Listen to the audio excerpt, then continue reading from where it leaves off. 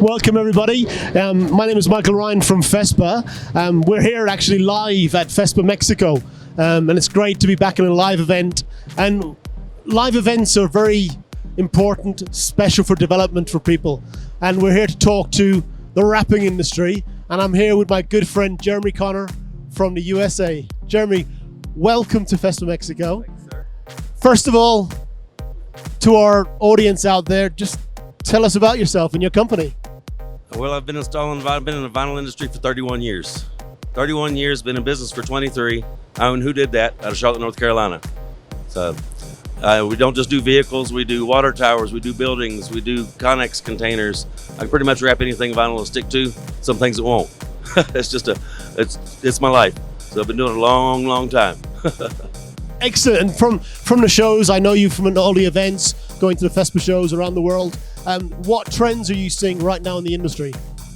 Right now, I'd say the color change is still doing good, but it's mainly the colored PPFs. PPFs have got just a wonderful finish. It's come out in just the past few years, mainly just the past 2 years, kind of over COVID. It didn't even exist that I knew of before COVID. So it's coming out, and I'll be doing a training at the end of October, and it's just amazing. It's a paint-like finish. It's more durable than vinyl. A little different technique installing. Some are wet, some are dry, but it's really a trend. And there are so many, like from a trend perspective, there are so many materials on the marketplace. Have you had a chance to work with lots of different materials, and how different is one material from the next? Oh, there's extreme differences. There's the 3M, there's Avery, there's all the name brands. There's also some off brands. A lot of new brands have come out that I'd never heard of before, but I'm hearing about on social media. So yeah, I haven't had a chance to work with all of them, but I've worked with quite a bit. Meaning I don't manufacture myself, I have to know all the trends because my customers are the printers. So whatever they send me, I have to be able to install it. Exactly, and you told me you have lots of swatch books in your workshop where your customers, they are selecting what they're going to have.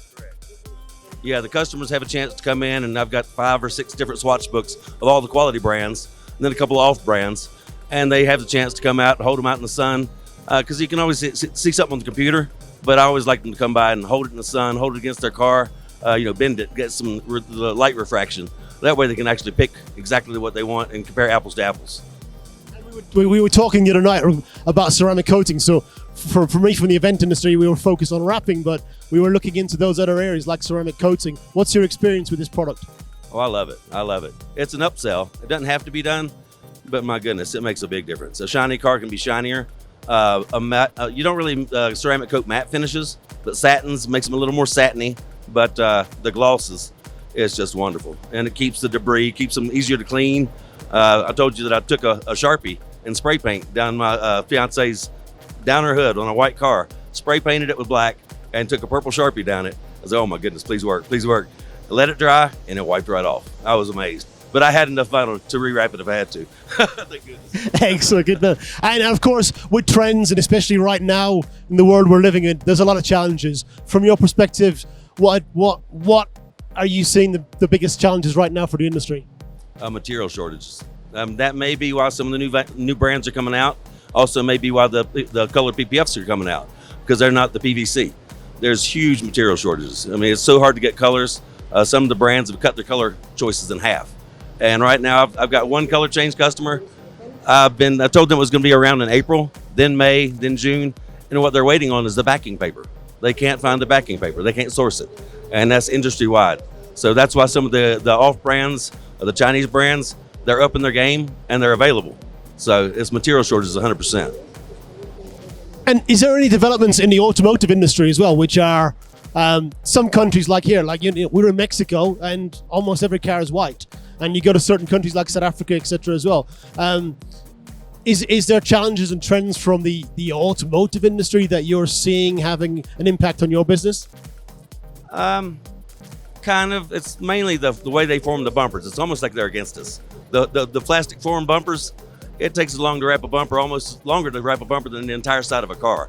So it's like they're almost against us. I want to find the engineers of some of these vehicles and give them a little kick.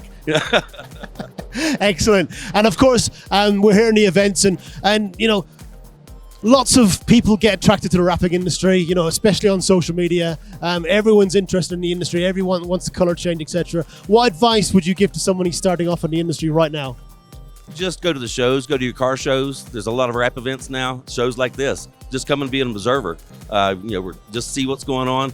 Attend anything you can do. Lots of YouTube things, and then get professional training. If you really want to get into it, get yourself a roll of vinyl, get some tools, and just start practicing yourself. Start wrapping things. That way you kind of get the hang of it. But then if you decide you really like it a lot, you can get some professional training and lots of things on YouTube to watch. I never learned that way because they didn't have YouTube when I started, but you can learn a lot on there, but you can only learn by doing. You can watch me wrap all day long. You can't do it. You have to practice.